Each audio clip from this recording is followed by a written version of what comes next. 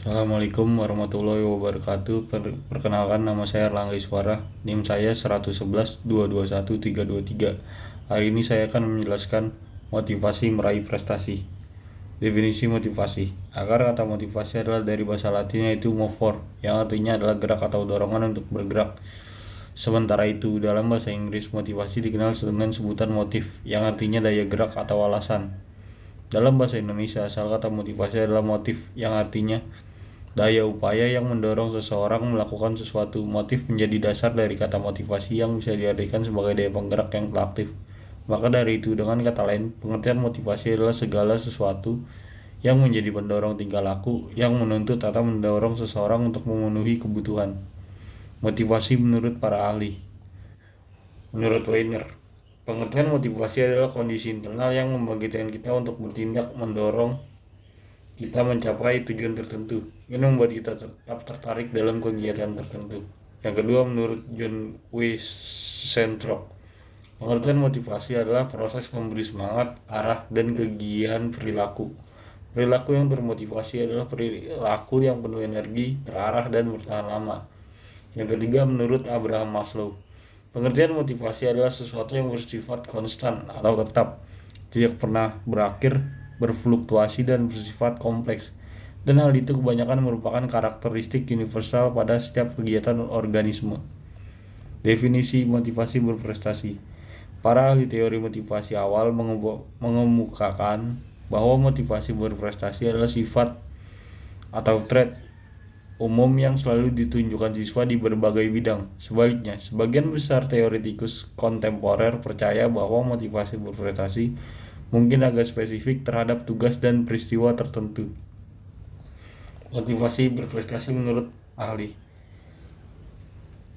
Henry Alexander Murray memakai istilah kebutuhan berprestasi atau need for achievement untuk motivasi berprestasi yang dideskripsikannya sebagai hasrat atau tendensi untuk mengerjakan sesuatu yang sulit dengan secepat dan sebaik mungkin.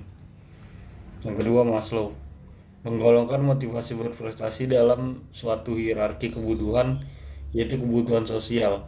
Kebutuhan akan perasaan maju dapat dinyatakan secara kategorikal bahwa pada umumnya manusia tidak senang apabila menghadapi kegagalan. Para ahli merumuskan kebutuhan ini sebagai need for achievement. Sebaliknya, ia akan merasa senang dan bangga apabila ia meraih kemajuan, apapun bentuk kemajuan itu. Aspek-aspek motivasi berprestasi. 1. Tanggung jawab. Individu yang memiliki motivasi berprestasi yang tinggi akan merasa dirinya bertanggung jawab terhadap tugas yang dikerjakannya dan akan berusaha sampai berhasil menyelesaikannya. Sedangkan individu yang memiliki motivasi berprestasi yang rendah memiliki tanggung jawab yang kurang terhadap tugas yang diberikan kepadanya, dan bila mengalami kegagalan cenderung menyalahkan hal-hal lain di luar darinya. Yang kedua, mempertimbangkan resiko pemilihan tugas. Individu yang memiliki motivasi berprestasi yang tinggi akan mempertimbangkan terlebih dahulu resiko yang akan dihadapinya sebelum memulai suatu pekerjaan, dan cenderung lebih menyukai permasalahan yang memiliki tingkat kesukaran sedang, menantang, namun memungkinkan untuk diselesaikan. Sedangkan individu yang memiliki motivasi berprestasi rendah justru lebih menyukai pekerjaan yang sangat mudah sehingga akan mendatangkan keberhasilan bagi dirinya. Yang ketiga, memperhatikan umpan balik. Individu yang memiliki motivasi berprestasi yang tinggi sangat menyukai umpan balik atas pekerjaan yang telah dilakukannya karena menganggap umpan balik tersebut sangat berguna sebagai perbaikan bagi hasil kerjanya di masa yang akan datang. Sedangkan sebagai individu yang memiliki berprestasi rendah menyukai umpan balik karena dengan adanya umpan balik akan memperlihatkan kesalahan-kesalahan yang dilakukannya dan kesalahan tersebut akan diulang lagi pada masa yang akan datang. Yang keempat, kreatif dan inovatif. Individu yang memiliki motivasi berprestasi yang tinggi akan mencari cara baru untuk menyelesaikan tugas secara efektif dan seefisien mungkin. Individu juga tidak menyukai pekerjaan yang sama dari waktu ke waktu. Sebaliknya, individu yang memiliki motivasi berprestasi yang rendah akan menyukai pekerjaan yang sifatnya rutinitas karena dengan begitu tidak susah memikirkan cara baru untuk menyelesaikannya. Yang kelima, waktu penyelesaian tugas. Individu yang memiliki berprestasi motivasi yang tinggi akan berusaha menyelesaikan tugas dalam waktu yang cepat serta tidak suka membuang waktu. Sedangkan individu yang memiliki motivasi berprestasi yang rendah tertantang menyelesaikan tugas secepat mungkin sehingga cenderung memakan waktu yang lama, sering menunda-nunda, dan tidak efisien. Yang keenam, keinginan menjadi yang terbaik. Individu yang memiliki motivasi berprestasi yang tinggi senantiasa menunjukkan hasil kerja yang sebaik-baiknya dengan tujuan agar meraih predikat terbaik, dan perilaku mereka berorientasi masa depan. Sedangkan individu motivasi berprestasi rendah beranggapan bahwa predikat terbaik bukan merupakan tujuan utama, dan hal ini membuat individu tidak berusaha semaksimal mungkin dalam menyelesaikan tugasnya. Ciri-ciri orang termotivasi.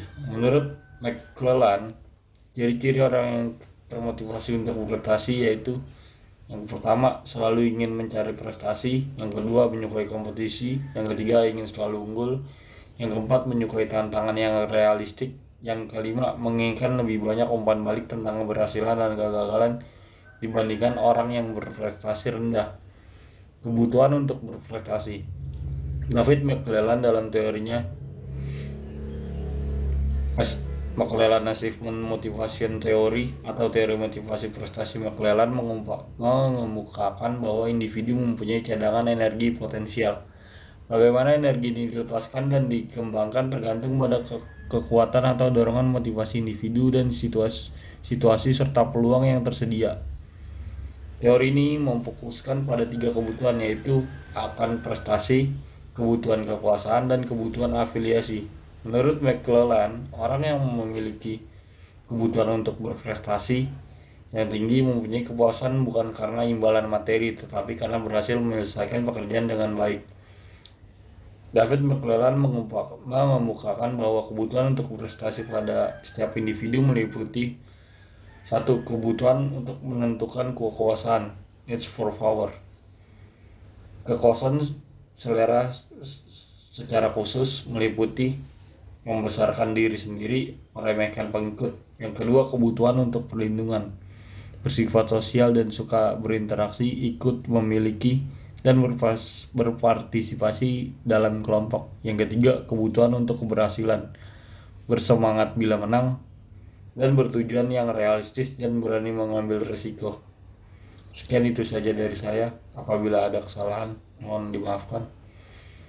Terima kasih. Wassalamualaikum warahmatullahi wabarakatuh.